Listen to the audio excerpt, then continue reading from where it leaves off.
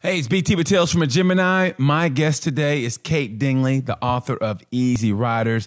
It's about black bike clubs, black motorcycle clubs, MCs.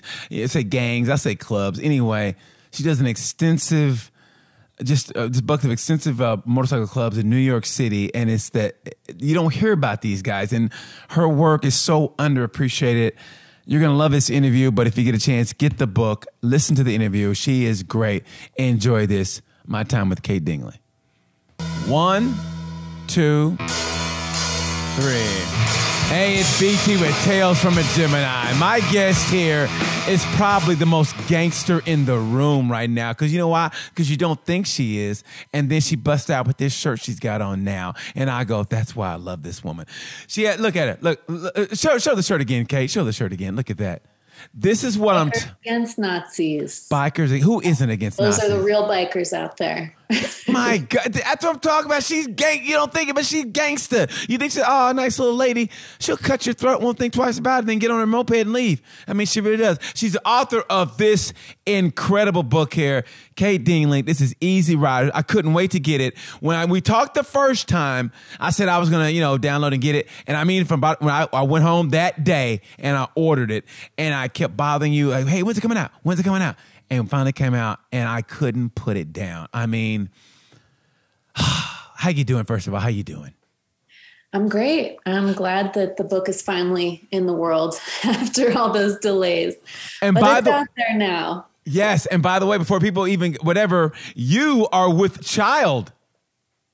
Yeah. My book was my first baby. I had to get that out first, and now I'm ready for the other baby. And now, is that going to be a 1%er? Is that baby going to be a 1%er? We'll see. We'll see what the baby feels like. Are you excited? Are you excited? I am. Yeah, it'll happen in December, and I'm not saying boy or girl because we're keeping it a surprise. So I have no idea. We will see. It'll be a good little Christmas present come December.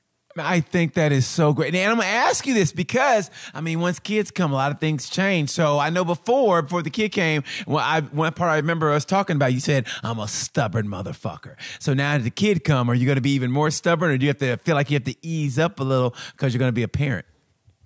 I don't know. I mean, I guess we'll see. But the one thing that I am definitely making sure of is that, I can be a mom and keep going with my photo projects. And, luckily in a lot of these, I mean, you saw the photos in EZY RYDERS. It's a very family oriented community, Yes. And I think a lot of the work that I'm drawn to, does orient around family and community. So that little baby's going to be, in a little sling with me as I'm going around photographing. That's the plan, at least. We will see. I can't wait. And when the book came out, I think what set the tone about this book was the foreword by Jimmy Briggs. And that just told you everything that you told me. But when you read the foreword, that's what to me, like I said, it sets the tone. Because you talk about how the black biker set is basically it's unrepresented in print or anywhere else. And, he talked about it perfectly. I think it was a survey in 2013, I think, by a professor in Coastal Carolina. And he was talking about how people view black bikers, the perception of black bikers versus white bikers, talking about Myrtle Beach, which I've been to Black Bike Week, and I saw how they treated us as opposed to white bike, and how like their police were everywhere we were, and nobody acted up. We were just having a good time. I didn't see any, shenanigans, up to the point where police should have been called in. And still, I heard what happened the week before, and nothing happened. No one mentioned that. And I think one of the biggest ones ever, when he mentioned what happened in Waco, Texas. How, is rival biker factions, 9 people, I think, died, and not one criminal conviction. Yeah. Jimmy's foreword was amazing. I was so grateful that he kind of pulled it all together way better than I could have. That study, it was the first study you're talking about. about Myrtle Beach, how there's that white bike week right before Black Bike Week, and just the perceptions of the mostly white residents, how they viewed these bikers, and how it was so, it was just shocking how, they viewed the white bikers through this lens of, what we think of as those movies from the 60s. They're just guys looking for independence. They're, loving rebels, basically, while they viewed the Black bikers coming into their community who were, just bikers, just like the white bikers, as, potentially criminal. How do they afford those nice bikes, those nice cars? It was just really disturbing, but also really, really important. That was the only study that we were able to locate of its kind. So really, thanks to that professor for doing that. Yeah. Yeah. I mean, besides that, it's all kind of anecdotal, from what talking to bikers, both Black and white in the scene, that's what they tell me. But it's really nice to have this study in your back pocket as well, and be like, hey, look, this isn't just anecdotal. This is how it is. Now, what did the white bikers tell you when you? What did you talk to them about? Well, I have not talked to. I haven't talked to like 1% white bikers. The white bikers that I'm talking to are in the Black motorcycle club scene. So obviously they're a little bit different for that. And they observe those differences as well.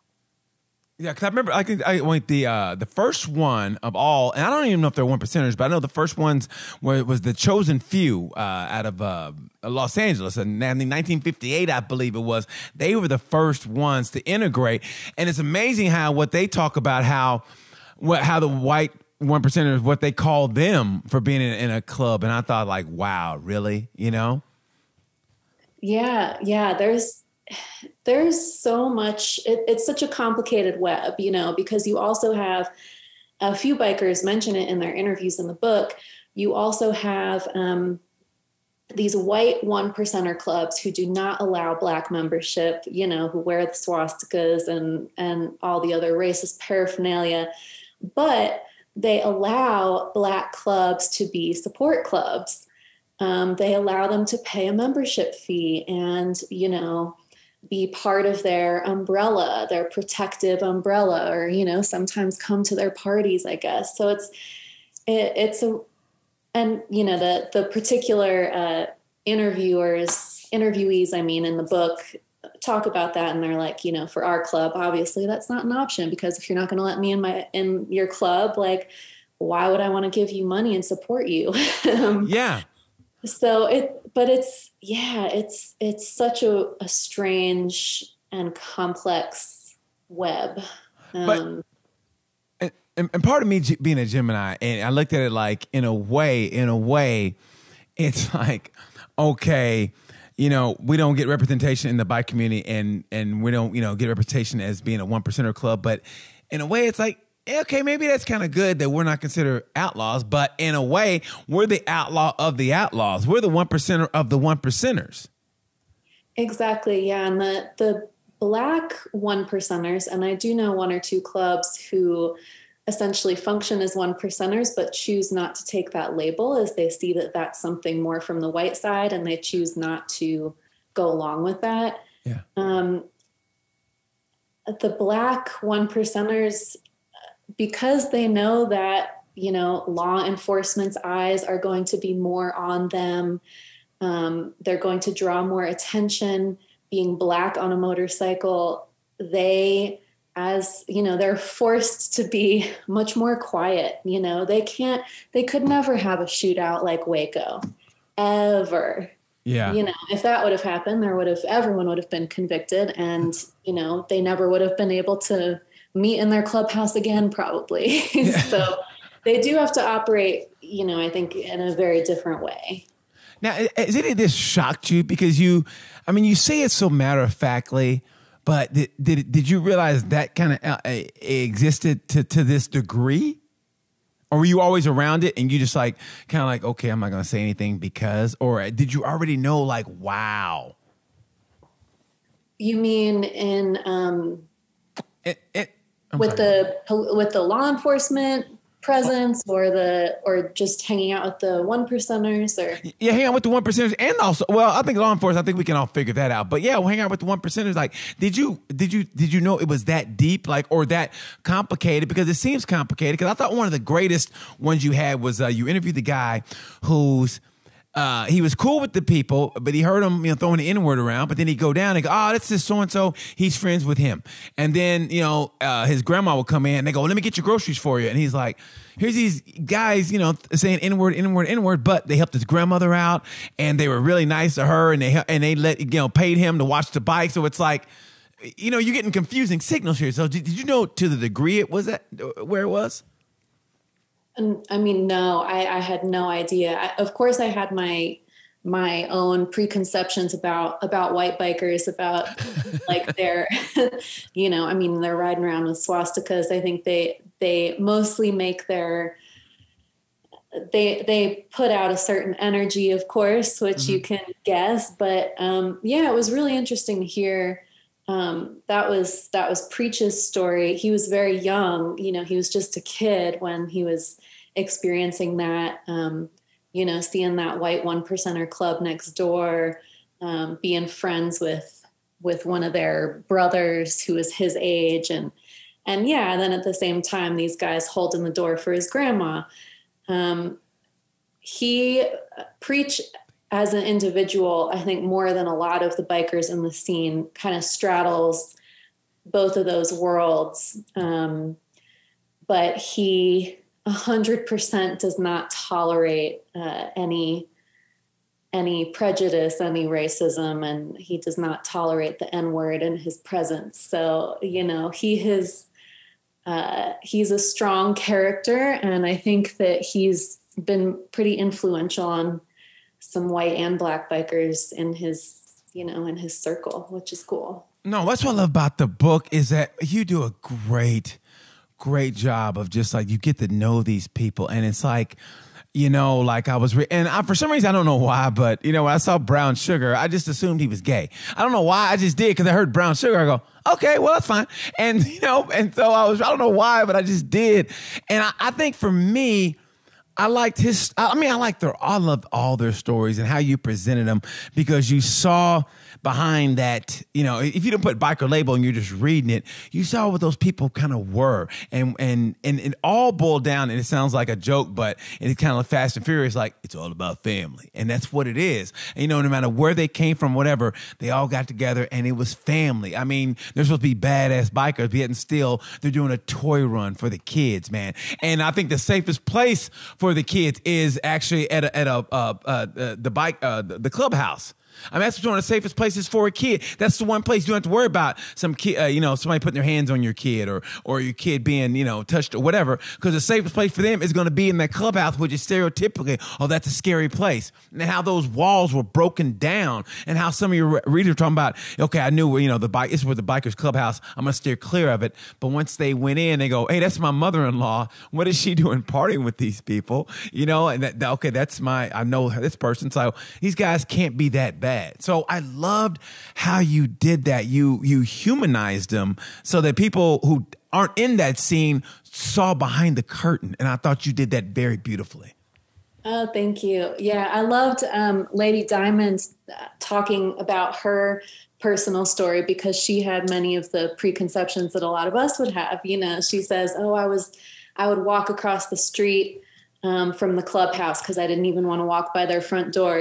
She lived right around the corner from the Black Falcons, and she was very intimidated by them. She didn't know what to make of them. So when she had to make her way into the clubhouse one day, she saw her mother-in-law behind the bar. She saw old high school friends just like dancing and having a good time. And she's like, oh, this is pretty fun actually. So yeah, I love to hear how, you know, she grew up right there, right next to the clubhouse, and she had these same ideas until she gave him a chance and, you know, kind of started to get in the scene a bit. So yeah, that was a cool story to hear from her. I think it's like anything else, man. Until you maybe strike up a conversation, until you like, you know, have a run. And I said running sounds bad, but you know, unless you come across somebody and you have a conversation, there's that preconceived, you know, that stereotype or whatever, like, oh, I'm not going there. Those guys are mean. And then you go, wait, these guys are cool. Like you said, I think the funny thing, she goes, hey, that's my mother-in-law, you know, at a clubhouse. And so you realize, hey man, they're just like everybody else. And they're all bonded together by just their love of motorcycles, which I think is great. And I love that part about it. I love the individual stories. And for some reason, I don't know why, but the story about Priest really, I don't know why, but it hit home with me how he was a gang member. And, you know, he started out, you know, being a gang member first. And then, but he also was a great athlete. But, you know, he is another one to me, straddle the line of he was a good person, he's a gang member. He, you know, he had a scholarship to college, you know, but he ran across this kind of racism. He come back and then his own neighborhood damn near kills him. And I just love the duality of that story. What was the one that stuck out for you of all the bikers that you interviewed? The one that maybe made you go, of all of them, because I think they're all fascinating, but what's the one that made you go, for some reason, this resonates with me more? Well, you know, different parts of their stories hit me in different ways. Obviously, I did give Priest's story a lot of room because it also really affected me. And I hope that people would understand why I decided to include it.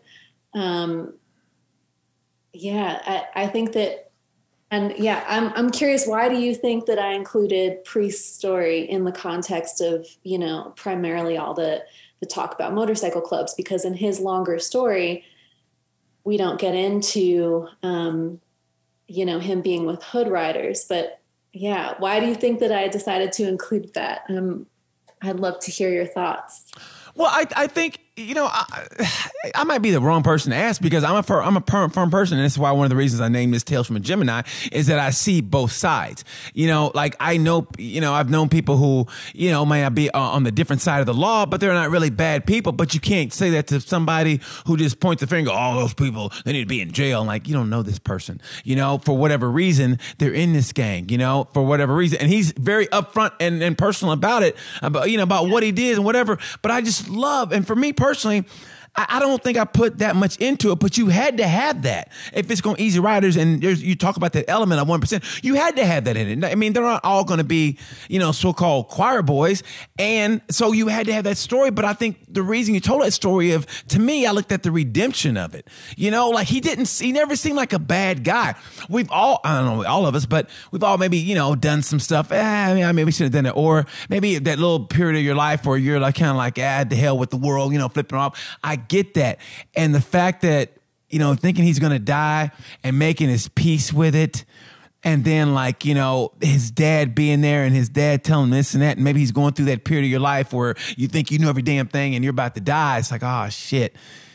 And then he comes out the other side and he's like, and I just think it makes him better. So for me personally, I don't think I put that much in it, but I'm so glad you put that story in it because no matter how much, like I said, this is my alter ego. I want to be a 1%. I want to be that outlaw so bad, but I know I can't. But I love the fact that I love this element and that's my alter ego. And I love that. So I love seeing that he walked that line, but he's not a bad person. There's not one person in here you go, that's a bad person. You know what I mean? You humanized them, but not to the point you like, I don't know, you catered toward them or whatever, made them seem like more than they were. They're just human. You don't want to sanitize anything. You didn't. And I thought you did a great job of showing the human element, the human side of it. That's what's so beautiful about it. Yeah, I love that you said that really felt like redemptive to you because I felt that as well. I think that to be super general, the stories that really hit me the most, including this one by Priest, which is why I wanted to include it, is that when it comes down to each and every one of these bikers, they are looking for community. They're looking for love, you know, in the platonic sense. They're looking for that support, that acceptance, that that brotherhood or sisterhood. And we see people kind of look for it, maybe in the wrong places at first, maybe they're looking for it in, the Crips. And they find that that's not them. That's not a group that's going to accept them and elevate them and, bring them to a better place in life. Whereas the motorcycle community is ultimately where a priest ends up and, is much, much better off there than where he was before. And I also think, for me, ending on King Midas's story, he was, in the Marines. I think he was, again, looking for that brotherhood that a lot of people find in the military. And, the brotherhood was taken away from him within his first couple of days of being deployed. And, his experience with PTSD, I hoped would speak to people, the healing power of coming back to New York and getting on his motorcycle and finding that being on his motorcycle was really a peaceful place for him. Being with his club brothers and sisters. I thought that was super powerful as well. And every interviewee kind of, offers those little really like powerful, vulnerable glimpses into their lives where you get to, peek behind the curtain. And I'm glad that you said that it felt very humanized because that was the intention. And, I didn't have to work to do it. I really appreciate them being so open with me during these interviews and being willing to share this stuff. Cause I know it's not easy, to put yourself out there like that. So it was really cool that they were able to be open like that. Well, I think, man, you deserve a lot of that credit because, you can see who you are as a person, that you don't pander. I mean, I just feel that human side of you, and I think they do too. I think you can smell out a fake. You can smell out a person who's like they're uncomfortable. Like, so what's like riding a motorcycle? They could tell with you, it was sincere, and you really wanted to know. And I don't care how big and bad somebody tough think they are or whatever, or if they are. When somebody is really genuine, they really want to know, and they ask questions. For the most part, I find if somebody seeks them and asks a question, and they want to know for the simple fact they want to know, they don't want to exploit them. They just, I want to know your story. Tell me your story. I think they're more than willing to be an open book to you, especially to you, because I feel that from you. It's just who you are as a person. I mean, it's genuine. So when you come in being different, I mean, looking the way you look, and you come in like, all right, what's she about? I think from the moment you probably start talking or asking questions, they go, okay, she's real. I mean, like I said, from the first moment, you probably think you're FBI informant, but I think after a while they go, nah, I think she's real, and you are. And that's what I love about you is that you're just you're down to earth and you're inquisitive and you want to know and you want to bring that story out to everybody. And you do a fantastic job of that. Oh, thank you. The FBI informant thing. One guy at Black Falcons, this older guy who just, he was always like, yeah, I still think you're like FBI or cop or something. I never convinced him. He was the one. He was, I don't know if it was a joke by the end of it, but I could never tell. Now, how was the book received in the biking community? How was it? It's been great. I've been talking about this book for years, so it's been really rewarding to finally be like, okay, here it finally is. You were right to believe me that it was actually going to happen. Yeah. Because bookmaking is such a slow process. But yeah, it's been great. I've heard from bikers all around the country.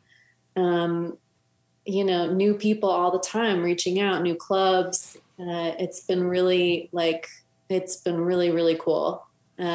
So yeah, I have to make a trip out to New York. I'm thinking of going in the next month. Cause now I've just been shipping them out to people out there and they've been kind of passing it around the community and sharing it online. But yeah, I need to get out there and, bring it to the clubhouses. No, you do, because I remember I hit you up and you said, well, you could go online. I go, no. I want to hold it. I want to smell it. And I'm old school. I wanted to be like this with it, you know, and and it sounds like nothing, but I want to do this right here with it. This is what to me it's all about. I don't want to be like, you know, on my iPad here. I want to hold it and I want to smell that. When I see these pictures, to me, I can feel these pictures instead if I was on an iPad. And for some reason, I know it sounds corny, but I'm a corny dude. I want to see that. The picture of the kids here, man, you know, their dad's the prez and they go to the clubhouse and how they're at the barbecue here. And, you know, you got Fat Daddy here, you know, the retired member, and he's looking at you and you got the two ladies here. That's what it's about, man. And that's why if you get a chance, order this, because there's nothing like feeling a book in your hands and it's this. And I said it was going to change. Like, I really think it will. I think what you've done is monumental because no one has done it.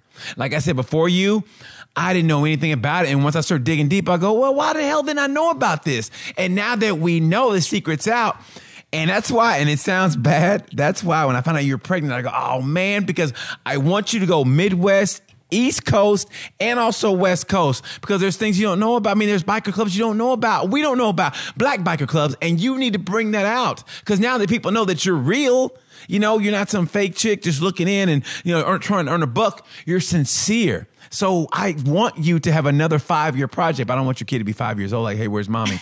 You know, mommy's in a clubhouse somewhere in Oakland. You know, I mean, I want you to be with your kids, but also, and this is for my own selfish reason, I want another book, and I want it to be West Coast and Midwest included. Yeah, you never know. I mean, I'm never gonna say never. It could be like a lifelong project because the information's just not really out there. These clubs haven't been celebrated in the same way as the white side, and you know, or at all. And I would love to keep doing that documentation, but yeah, I thought about it even during the process of making EZY Riders here. You know, I was out in Oakland. I met the East Bay Dragons, went to their clubhouse, you know, and I realized that it was just, I would never get this book out unless I focused on New York for a bit. Right. But yeah, we'll see. We'll see. Even though you took a peek into the West Coast with the East Bay Dragons, do you still feel, or do you feel there's a difference between East Coast and West Coast? And there's also, you know, in California, Northern California and Southern California are totally different also. So, like, did you see that difference even though you had that little bit of peek? I mean, I don't know if I'd say there's a huge difference between East and West Coast. I'd say there's a big difference depending on the kind of city you live in. Because if you're in a city like New York or like maybe Detroit or maybe Baltimore, you know, it's more of like a contained city with, you know, all those. The bikers in New York, and I'm going to assume it's the same, you know, in these other cities like Detroit, Baltimore, or in the Midwest too. You have to have a certain kind of grit to be a biker in these cities because you have a long winter, you have a rough winter, you have all these, you know, awful roads with giant potholes that'll take you down in a second. You know, you've got a lot more people around you, a lot more probably law enforcement. Whereas if you're on the West Coast, you've got those open highways, you've got more space, you've got your big, nice clubhouse. You know, even in Oakland, you've got your big old clubhouse, plenty of room to park, you know, good roads, like sunny weather all year long. It's a very different, just in terms of just riding, you know, you have to be really dedicated in a different kind of way, you know, in New York or in Detroit than you do, and, you know, probably in Southern California where you can just get on the road at any time of the year. So the New York bikers will say that, but I think, you know, overall there's not a big difference between the two. And what's really cool is that I'm seeing now, as more of these clubs become like, get to know each other a little bit more, these clubs that are across the country, you know, through social media, I hope partly through the book. They're visiting each other, they're mixing, they're interacting, they're getting to know each other. So I hope that like by banding together also these clubs can help preserve their legacies themselves and continue on with that celebration, keep these historic clubs going. Well, and that's what I said. When I said the first time we talked, I said, when I say it's going to be monumental, it's monumental because honestly, even though, when I got the book, I saw pages and I marked them and I said, okay, I got to follow this club on social media. And I did, and they followed me back. And I'm like, and honestly, it's all because of you, because I didn't know a lot of these clubs. And that's when I said, what you did with this is not to be understated. It really is. What you did with this not being understated. And I think maybe East Coast and West Coast can, the riders, maybe they can meet in the middle, or maybe they talk to somebody from here, the 317 boys, and be like, hey, man, you guys ride? Why don't we meet up and I don't know, blah, blah, blah, try to find a central meeting point. And that's because of you. And I'm a firm believer, and this is non sequitur, but those guys in Florida and Texas get on my damn nerves because they can ride 365 days out of the year. Right. So they get on my nerves. So to me, yeah, I ain't trying to hear what you got to say. When you have to ride in 20-degree weather, which I did from Louisville to Indianapolis, it was 22 degrees. I remember that, and I rode. I had to stop every 20 miles because my fingers were so frozen. I literally couldn't pull in the clutch lever. I don't know how I did it, but I had just enough. I could feel my nub, and I literally pulled it in like this to change gears, and I got off the bike. And I went into a convenience store and I put my hand around a coffee pot, like my bare hands around a coffee pot, and it just stayed there. And they looked at me like, what are you doing? I go, it's so cold outside. So people from Florida, and I don't even want to hear, if you're from the South, I don't even want to hear what you got to say. But people from New York, I love your grit. California, yeah, too. But that's why I think New York is going to resonate a lot, because that's East Coast, bad weather, and you ride. Yeah, they get on their bikes and they get together. They can't just be part-time bikers, But the part that I love the most, and now, we all know about the crashes and this and that, but it was the woman's story, how she crashed, and I think, did she lose a limb? But she still rode. And you go, hey, if you want to do this life, if you're really, about being a biker, then this is what you do. And like, it never crossed their mind to stop riding. Did that catch you, or or did that make you go, wow? Or how did that affect you? Yeah, well, I learned pretty early on that they say, it's not if you fall, but when. And a lot of these riders have been in like horrible, horrible accidents. And it definitely impresses and shocks me that they would hop back on that bike as soon as, they get the pins out of their legs, 2 years later, they can walk again. Okay, now I can get back on the bike. Yeah, that really is impressive. And also the riders who ride, well into their 70s and 80s. Yes. They keep going. And I asked every biker that I interviewed, and then a lot that I didn't interview too, like, when will you stop riding? And they're like, when I can't. That was the answer from every single person. That's beautiful. When I can't. Man, I wish you would have put that in the book. When can't, because I think it was it Jimmy who was saying his favorite uncle was the one in LA, and who's like 80, and every night he'll sneak off and he'll ride on the freeway. And I thought, God, I want that to be me. I saw the book on The Chosen Few, and one guy was 72 and he was still riding. Matter of fact, he was still putting bikes together, so he could ride. So I just love that level of passion. Yeah, me too. That was definitely one of the main things that drew me to these clubs. Now, now we talked about the 1%, but and on the first time you're like, I can't mention any names here. And I said, I get it. But can you mention names now, or still you want to keep that kind of like hush hush, or can you mention any names of the clubs? I'd rather just have you guess from, from the book. But yeah. So if I guessed right, would you say you're on the right track? See, this was what I hit in my interviews sometimes, where I'd be like, so what 1%er club were you in? And they're like, and I was like, was it this club? And they're like, I'm doing that same cagey thing right now. It's like a Trump deposition. Sorry. I don't know. I don't know. Could be. You could have guessed right. You could have guessed wrong. So maybe the Outcast MC, maybe. Well, there are, you can see there are a few Outcast photos in the book. Yeah. They're originally out of Detroit. Oh, that's where they're originally from. Okay, I didn't know. I thought they were originally from the East Coast. I thought they were like from Massachusetts or Boston area. I think their mother chapter is Detroit. Yeah, but they, they're in New York and they're in Atlanta, a few other cities as well. So I think Kansas City also. There's a book about one of the guys, and I read it, and he went cross. I think the reason I thought that because he started in Massachusetts and he rode from there to Long Beach, and it was great because he was he got into some trouble like as soon as he left, and he met some cops, but they were really, really cool to him. So it was like it made him go, huh. He had to rethink it because they were really nice to him. And he was like, okay, I remember him going through Kentucky and for some reason he had to talk to a cop and they were really nice to him. And so I love that kind of like, there's your stereotype perception of him. And even he had to go, okay, they kind of helped me here and they didn't really give me a hard time. So, and that's what I loved about it, man. It's like you broke down a lot of walls, but at the same time, what did you see? I could ask you that the first time.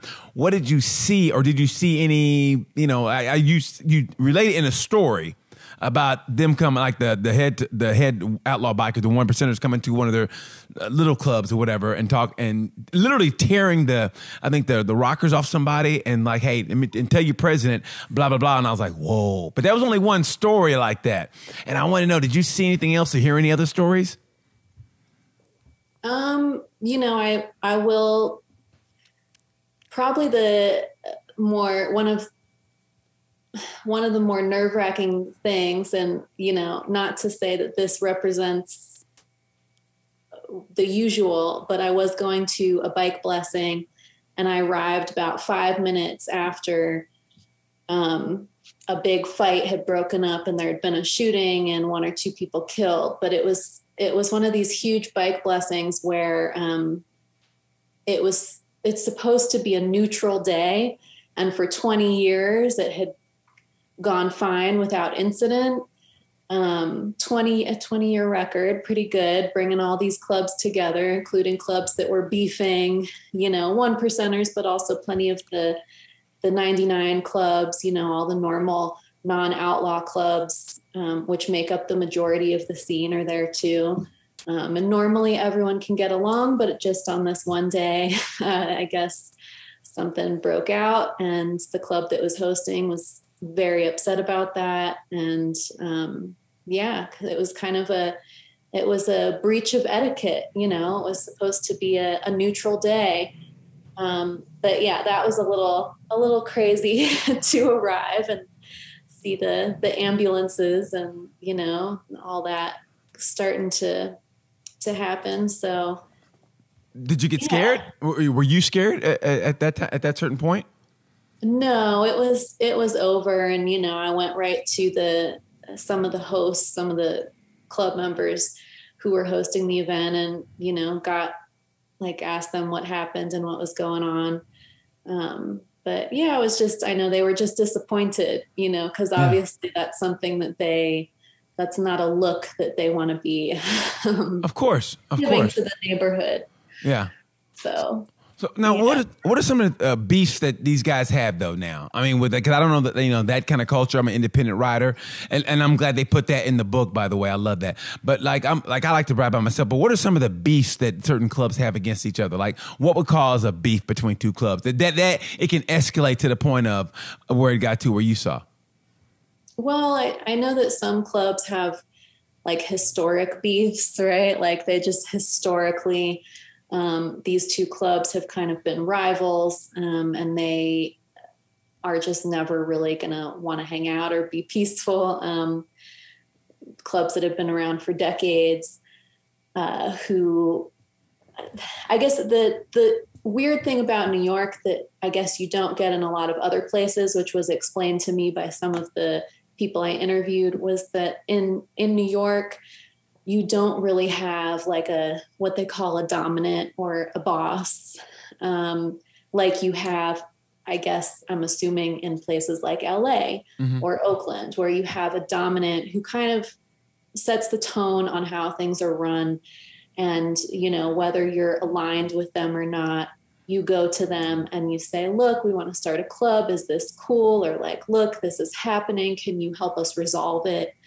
That doesn't really exist in New York. In New York, it's kind of in a typical, you know, I love New York, in a typical New York fashion, it's chaos. Yeah.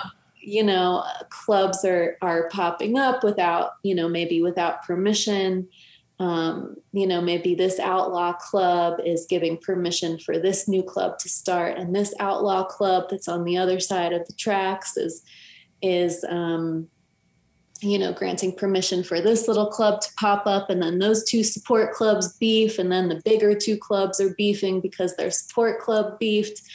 It's like, it could be anything, but it seems like, you know, and I'm not current now that I've been, I stopped photographing this project in 2019. I'm still in touch with people, but I haven't been in the scene.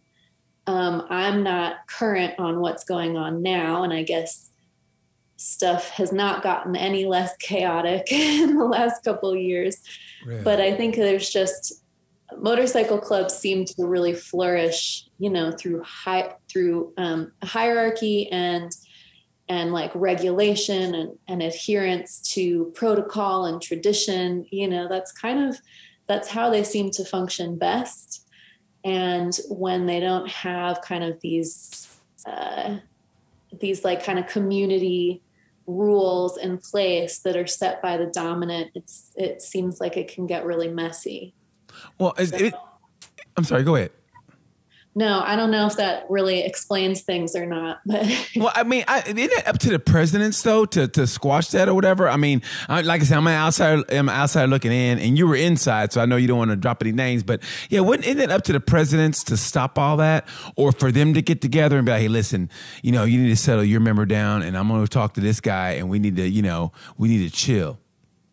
Yeah, sometimes it does just come down to individual members beefing. And in that case, yeah, a president, a vice president, a sergeant at arms can step in and be like, look, you need to resolve this. Or, you know, sometimes someone will have to go to the club and apologize. Really? Explain themselves. Yeah, there are a few, one or two of my good friends in the scene. They've been in the scene a long time, and they've been able to be kind of like mediators and peacekeepers in some of these situations. They're like, hey, look, you were in the wrong. You need to take care of that, and can kind of squash something before it gets bigger. But yeah, yes, like presidents can do that to a degree, but also, you know, it gets more complicated when you have clubs that have a lot of chapters, right? So yeah. If these two clubs that are fine with each other in New York, if they both have chapters in Atlanta that are beefing, then it might be tense between these two chapters in New York, just because, you know, those are their brothers down in Atlanta. So it's it's always complicated. I know you don't want to drop any names. I know you're trying to weave it through. You're answering it. I mean, you'd be perfect on the stand. Let's put it that way. They put you on the stand, like I'd be like, all right, I'm not going to jail. Thanks, Cate. Well, but like, I don't know a lot of the details. I will say that, you know, these clubs are. I observed things on my own, but a lot of times I heard about things after they happened. You know, I would see like, there's a lot of tension going on here. And then someone would explain, like, if I was lucky, someone would explain to me, you know, a month or 2 months later, like, oh yeah, that was happening. I was like, okay, I thought so. But okay, like what, for example? Like, tell me, for example, without specifics. I don't want to get you in trouble. Like, say, like, you know, you went to a place and, you know, you always just feel tension. Kind of like when your parents would get into it. Like, I think mom and daddy are fighting, but then they're trying to, you know, do it around us. So, like, what would happen? Like, what situation were you in where you're like, I feel there's some tension. Then you find out later, like, I knew that. Like, what happened specifically? Well, that was actually tension within a single club. So yeah, that's even more taboo, right? Because these clubs, you know, they don't want to be airing their dirty laundry to other clubs. They've always got to present a united front. But yeah, even like I was definitely privy to more information than the average person because I was there for 5 years. But even so, like there was a lot that I didn't know. And, you know, from interviewing these club members, you know, I was thinking at first, the first couple of years, like, oh, I just need to like they'll trust me and I'll see more of it. But even really within these clubs, and I think a few people talk about it in the interviews, like the senior members will choose what to tell the junior members, you know, they're not going to tell them everything. It's, someone called it like a secret sea of like of like kind of swarming around you. And he's talking about when he first joins this club. And, you know, even when he was a new member of the club, it took a good amount of time for those senior members to trust him and tell him everything. So now trust him in what way though? I mean, if you're in the same club, and trust in what way, that he's going to go run in his mouth or like in what way? Yeah, I think he could run his mouth to see how he could handle certain situations if he was going to, you know, keep this information within the club. If he was, you know, if he was a newer member who'd maybe just been around for a year, like if he was going to be there for the long run, or if he was going to leave the club and go to another club, you don't want him taking all that club's dirty laundry to another club. Right. So yeah. It really like, it's a lifelong commitment, and it seems like you have to prove yourself over, you know, decades. So I think it's particularly unusual in that way. Like trust, like 5 years sounds like a lot of time for me to be there, but in the motorcycle world, like that's kind of like just the beginning. Like I was just, okay, they're just starting to accept that I wasn't going to go somewhere and like, you know, completely forget about them. Right. It does sound long for a project, but when it's a lifestyle, 4 years, 5 years is nothing. When it's a lifestyle, and like, did anybody get sucked up in it? They didn't think they were going to be a lifer, and all of a sudden they're like, "Damn, this is the lifestyle I choose now. This is it." Yeah, like one member of like the Black Falcons who was really cool, who I photographed a bunch. He's kind of stepped away from the club just because he has decided that, you know, he wants to focus on like, I don't know, he wants to get married and have kids. And he's like, I just haven't found the woman for me, like in this world. It's definitely a little bit harder. And I've heard that from other people as well, not just him, because there is the partying and there is the travel. And actually, Church Lady talks about that too. She's like, you need to, Church Lady, who's a biker who ministers to the motorcycle community. Yes. She ministers to many bikers, and she says to them, you know, you have to have your house in order if you're going to make it work in the MC world. Like you've got to be strong in your marriage or, you know, whatever those important relationships are outside of the club. To keep everything harmonious, to keep your club life strong, to keep your home life strong. And people have different ways that I kind of observed them doing that. But that's a facet. Okay. Now, what difference between like, okay, say the president's family, okay, and opposed to a regular member's family or somebody who isn't even in the motorcycle set? Do you think they have a stronger core value in the motorcycle club or like in your everyday run-of-the-mill life? Well, yeah, you definitely, like, if you're the president of a motorcycle club, one of these clubs, that's an everyday thing. Yeah. You know, and they're all like, I did not meet any biker who did not have like a full-time career outside of the MC. But yeah, it has to be a full-time thing. And I think that your wife has to be, she has to know how it goes. She has to be involved as well. I'm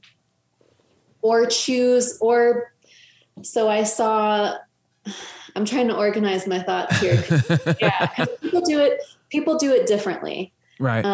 But they definitely have to have a set plan and a set way of going about it. So yeah, if you're the president, even if you're the vice president, if you're one of those top positions in the club, usually what I observed is that person had a long history in the MC world, and usually their wife grew up in that world as well. So she really had a deep understanding of it, and she knew the responsibilities that her husband would have, and, you know, how often he would be with the club brothers and not at home. Right. Yeah. Or she would be there helping out with all the events and hanging out with all the other wives and girlfriends and club members. So yeah, you have to definitely take that person with the motorcycle community. Now, did you go to a lot of parties? Yeah. How were they? Were they as wild as you think they are, or wilder than anything you think they are? True or false? They met my expectations. Yeah, you keep it close to the vest. Like, were they wild? Like, holy shit! Were they okay? This isn't so bad. Like, how were they? No, you know, I mean, well, I don't think that I'm easily shocked. So there's that. But no, I think they were wild, you know, there's like, how wild? Like, what happened? And you go, okay, yeah, okay. I guess that's how they roll. Like what would happen at these parties? If I was a fly on the wall, what would happen? Like that you wouldn't see at a normal party. I think the stuff that didn't shock me that might shock some people is like the bikini bike washes and the strippers and stuff, because the bikini bike washes are usually like hired strippers and they're not doing a lot of bike washing. Like, people don't come to get their bikes washed. They're like, these women don't know how to wash chrome the right way, you know, like that's not what they're there for.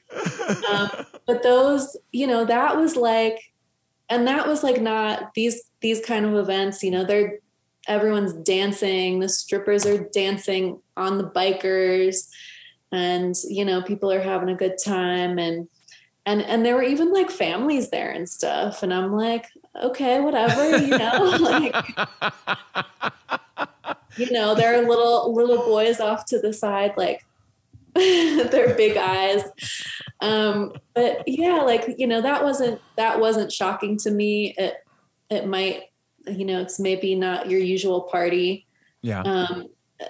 The stuff that I found like a little more, where I was kind of like looking over my shoulder, were like the really big club parties, with, you know, hundreds of people, and, you know, they're like checking everyone for weapons. And there's obviously some clubs there that are probably beefing. So you just kind of have to keep your eye out a little bit more.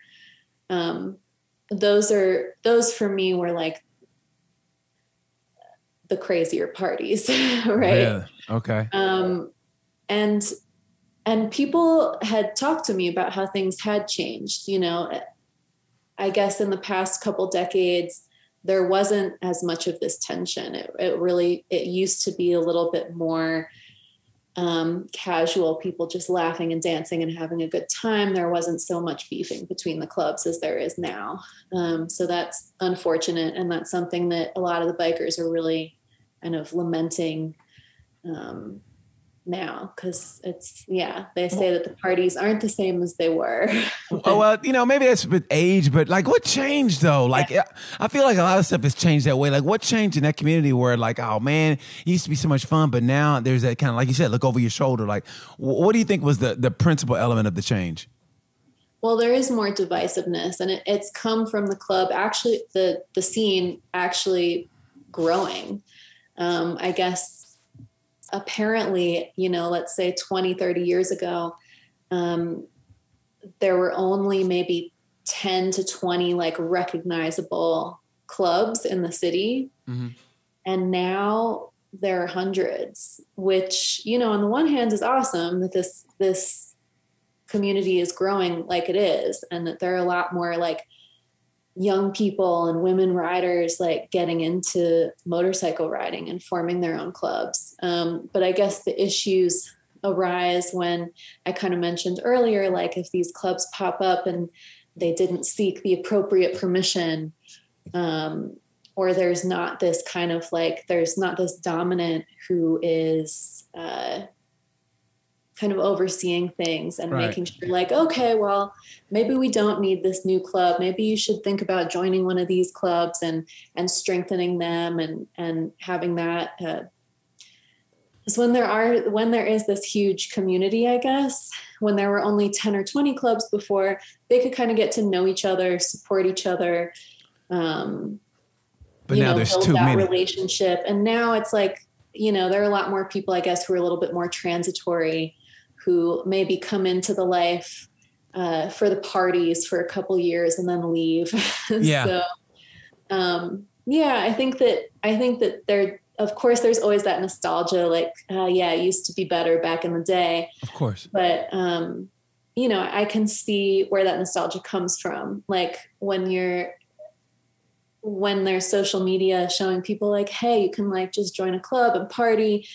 And, instead of having them really like commit to the lifestyle, the brotherhood and sisterhood, the relationship of being in the club. I get that that's what they're kind of mourning and I can see that. It's like everything else in life, you know what I mean? It's like, there was time there was albums, and albums were almost every song was great. And there's that one song that you never got on the radio, but that was your favorite song.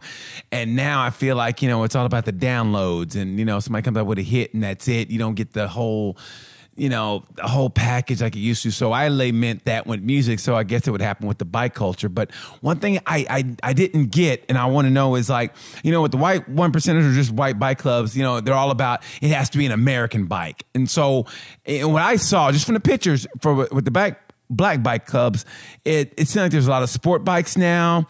And so are they really adamant about it has to be American, it has to be an American bike, or they're like, whatever? Most clubs don't have that rule. Like the 1%er clubs, you're going to have usually some kind of rule for, engine size, sometimes American made, sometimes not. But, I also appreciate there are those black clubs who are like, we're going to do things our own way, and they set their own rules. And if you think about it as well, if you think about like those white clubs out in California on their Harleys, again, there's that difference between the California biker with the sunny weather and the open highways and the really long distance rides versus like a New York biker, more of a city biker, where you're dodging taxis, your trips are going to be shorter mileage, you're dodging potholes and pedestrians. And, in that way, sports bikes make a lot of sense in the city. Yeah. So, you don't see the same like stringent rules in general. And I know it's a non sequitur. I'm going back to the beginning. I just remember you saying that. And for some reason, and this story almost broke my heart, was the guy who was a military guy, and he rode from San Antonio to New York. And it was in 1983, and he couldn't get a hotel till he got to Virginia. because he was black, even though he had his military uniform on, and no place would let him get a hotel. And this is 1983, and he couldn't get a hotel until he got to Virginia. And I thought that was so sad. I thought, wow, really. And that was, to me, that's another example of the divide or the difference between the white bikers and the black bikers. But the fact that he had a military uniform on, and they would say, "Get your gas and go." Yeah, that's wild. That story made my jaw drop as well. Because I looked into the history of black bikers, right? And I read about like Bessie Stringfield, who couldn't get a hotel in Jim Crow era in the 30s when she was riding around, and like her bravery and her determination. And, I'm like, that was horrible, but like, oh, that was the 30s. Right. Right. But yeah, to hear about, this friend of mine that it happened to him in the 80s. Yeah, it's wild. Yeah, I thought that was to me, that was crazy. And it just made me just go, wow. Like I said, that the forward of the book just sets the tone, and it's just, you get to know these guys. Like, I felt like I knew these guys. And when I said that pre-story, it just hit me. And I love that one. And I got to see, and just for a couple, is that like, if you see this, like talk about this. Can you see this? I love this picture here, and it looks like nothing, but it shows him. You can tell he went down, kind of recently. And look, can you see what picture I'm talking about? Do you remember that picture? Do you remember that picture? Yeah. And what? Yeah, that was about a month after his accident, actually. So it had healed quite a bit. Yeah. Did he say what happened? Exactly what happened? I think he had slid out on something like in an intersection up in the Bronx. Yeah, that's another city thing that's I got to give these New York bikers credit. I know one biker who broke their back because like a fast food joint had tossed their oil into the street. Yes, I read that story. Yes. So it's just, you never know what's going to happen riding around New York. Yeah, I think that particular picture you just showed was, I think he slid out somehow, but on the awful New York roads. Yeah, if they're worse, just a normal, everyday kind of accident. If they're worse than Indianapolis, I feel sorry for those guys. If they're worse than Indianapolis, I really feel sorry for those guys. But for some reason, I know this is your guy, and I feel like he was my guy. I love that picture. It looks so simple, but that picture is just, it just speaks to me more than anything. And I just felt, it just really hit me hard. Like I said, your book made you feel like you know these people, like, you know what I mean? And so when I found out he passed, man, that just hit me hard. And I see this picture, and it just brings a sense of like, melancholy to me. Like, what did brown sugar mean to you? Yeah, Brown Sugar was like such an amazing, kind person. He really was incredible at connecting people in the motorcycle community. He would always be making connections.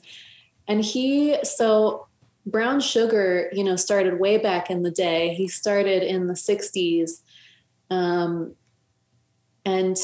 that was a very different world back then. I mean, yes. It actually, when motorcycle riding was still, from what he told me, when it was still in those early days, he talks about, I think it was Chopper magazine. Yes. When the early magazines came out, it was like half black guys, half white guys. I mean, it really showed the reality of who was riding motorcycles. Because motorcycling in the 60s was still so countercultural. It was still so rebellious that, of course, like it's black guys, it's white guys, like they're all rebels. Right. And he just mentions with that magazine, once it went to newsstands years later, they took out all of the black riders. Yes. So it was kind of interesting that he saw this shift in his lifetime of, this like motorcycling being, and he rode cross country in the 60s too. And he talks about how everyone was great. Like he was scared. Yeah. He was scared, after seeing the movie EZY Rider, that he was going to get shot off his bike. Yes. But actually that all the people he met along the way were super kind and supportive. They, helped him fix his bike when it broke down. And he was shocked by like this solidarity that he saw between bike riders across the nation, because it was these early days. And then he kind of witnessed this like whitewashing of the motorcycle world, right? Of like Black riders disappearing out of the magazines, and, you know, these clubs forming that didn't allow Black membership, and, you know, all these things. Although he was, that Rat Pack that he was in the 60s or early 70s in New York, I believe that was like a mixed race club. Yes. But yeah, then, so he's kind of always had this unique perspective because he's seen these things shift. And now I feel like he, like later in his life, he also became this bridge, because he was like such an OG, such a legend. Like everyone, Black and white riders, like went to him and were like, wow, like tell us your history. Tell us what it was like back in the day. Yeah. So he really, I feel like, was amazing at connecting people and bringing them together. So, and he was a great photographer. I was actually working with him on digitizing his archive before he passed. And I have to talk to the family and see if they'd still be open to that, because he was a really great photographer. He was the original New York MC photographer. He started doing this like in the 70s and 80s. So I want to get his work out there. I'm talking it up to Harley Davidson and whoever will show it, you know, because his work needs to be out in the world. He's got a great archive. What you do and what you're doing, man, I mean, they talk about allies nowadays, and that's what you do. You do nothing but just celebrate the culture in a great way. And before I got out of here, wait, how did you come about this picture being the cover? Because I think there's no better just badass picture than this. I mean, when I saw it, I go, yes. I mean, in a way, I kind of wanted a motorcycle on the cover, but in a way, you know it's about motorcycle when you see this guy. How did you know to pick this one as the cover? Yeah, cover image is really hard to choose. That's a lot of pressure, right? Yeah. Because you wanna like draw someone in. Mm-hmm. And I felt like with this cover, I was kind of like doing what a lot of the pictures do. You see it and you're like, this is a biker. Like you get that immediately with the jewelry and like the general badass demeanor, the cigar, the look. You're like, this is a biker. And that's your immediate reaction. But then you're like, wait a second. If you come with preconceptions, like most of us do, you're like, but he's Black. He's a Black biker wearing all this crazy jewelry and you know, kind of there's like the fitting into that stereotype and the breaking of that stereotype at the same time. And I really liked that kind of push and pull. And yeah, I wanted something that would grab your attention, that would make you want to look deeper. Yes. Because he is kind of an enigma with his sunglasses and I love it. You know, he's a little bit anonymous. So I thought he could kind of represent, you know, the bike scene in a broader sense. And then there's the red and the blue, which for me, you know, I'm bringing in the American history. That was so ingenious. I don't know if I already caught that, but that's what you do is genius. I caught that. And I think it's beautiful. It just shows that we are part of America and we're into that. And I love how you did that. I really do. And like I said, this picture is so iconic. That is just badass. You see the rings. You see, I mean, it's everything. And you show if you get the book, please get the book. It shows every story possible. The young guys, like I said, with Priest, for some reason that connected with me. You got Brown Sugar, who, like you said, was the bridge. And of all that, you are the glue. You really are. You are the straw that stirs that drink. And I mean it from the bottom of my heart, Cate.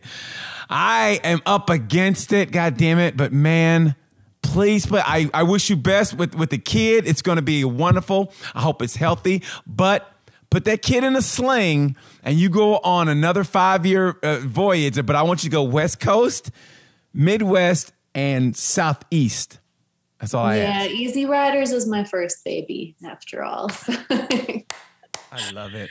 Thank you, BT. No, it was great to talk again. God damn it. I love to, I mean it, Kate. I love talking to you. I could talk about this culture all the time. I hope somewhere we're close to each other so we can talk in person. If you ever come through Indianapolis, you're definitely coming inside the studio. Please do. But is there anything else you want to get out to these people before I got to go? No, just, you can order the book on my website, catedingley.com. It's also coming into indie bookstores around the country. So if you have a local bookstore that you love, you can ask them to order it. But yeah, it'll be in an indie bookstore near you and on my website. Hope you enjoy it. No, I did enjoy it. I loved it. And I really do. And anybody from the culture, if you're watching it and you're in one of these MCs, please don't come after me. I respect the hell out of you. So thank you so much. Kate, what you're doing, like I said, it's monumental. You are a beacon and a star and an ally, and I love you for it. I mean it from the bottom of my heart. Thank you so much. Hit me up with the link for that shirt. I'm getting that shirt. I'm getting that shirt today. Thank you so much for that. Appreciate you. And thank you so much for watching Tales from a Gemini. I'm BT, and you know how we say about this time. You know the word. Peace.